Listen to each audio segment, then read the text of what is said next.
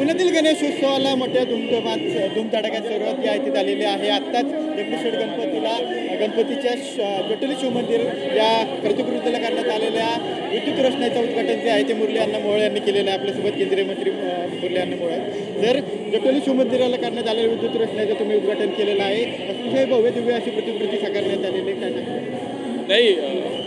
श्रीमंत दगडूशेठ हलवाई सार्वजनिक गणपती ट्रस्ट मंडळाचं हे वैशिष्ट्य आहे की शेकडो वर्षाची परंपरा आहे की देशातील अत्यंत चांगल्या प्रकारे एखाद्या मंदिराची प्रतिकृती उभी करणं हे आकर्षण राहिलेलं आहे।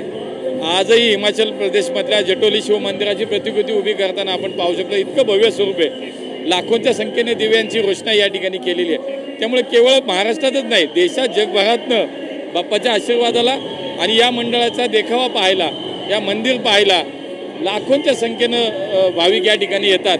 आणि म्हणून या पुण्याच्या गणेश उत्सवाची तर एक मोठी परंपरा आहे, 130 वर्षाची परंपरा आहे। त्यातल्या मी सांगेल की त्या उत्सवाचं सुद्धा एक वैभव आहे की श्रीमंत सार्वजनिक आमच्या दगडूशेठ हलवाई सार्वजनिक गणपती ट्रस्ट मंडळाचा उत्सव हा एक त्यातला एक मला असं वाटतं मानबिंदू आहे आणि त्या दृष्टीनं आम्ही सगळे त्याकडे पाहतो। गणपतीची आरती केली तुम्ही, यावर्षी काय साकडे घातले गणपती? वेगळं काही नाही, कार्यकर्ता म्हणून तेच साकडं असतं की समाजाला शेवटी हे विघ्नहर्ता आहे, विघ्नहर्त्याचं रूप आहे। त्यामुळे समाजावरती देशावरती येणारे विघ्न दूर कर, संकट येऊ नये, बाप्पा आशीर्वाद दे, देशातल्या सर्वसामान्य माणसाचा नागरिकाचा उद्धार होऊ दे, हा आशीर्वाद तुझा आमच्या सोबत राहू दे, हीच मागणी केलं।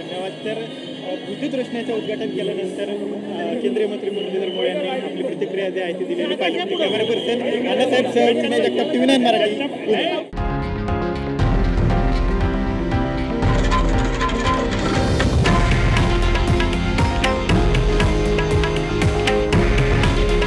हे आहे देशातील नंबर 1 न्यूज नेटवर्क आणि आपण पाहत आहात TV9 मराठी।